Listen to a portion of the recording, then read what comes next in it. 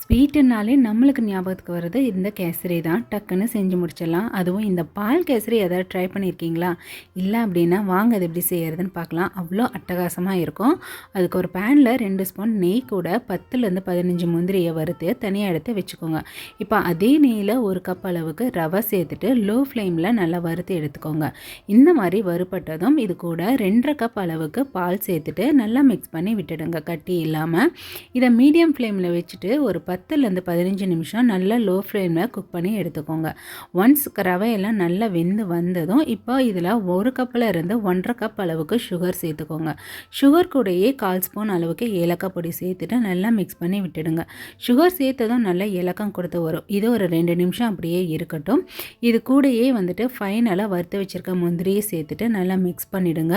இதில் ஃபைனலாக 1 ஸ்பூன் அளவுக்கு நெய் சேர்த்துட்டு அப்படியே எடுத்து நீங்கள் சர்வ் பண்ணிங்கன்னா அட்டகாசமான பால் கேசரி ரெடி. ட்ரை பண்ணி பார்த்துட்டு எப்படி இருக்குன்னு சொல்லுங்கள். தேங்க்யூ.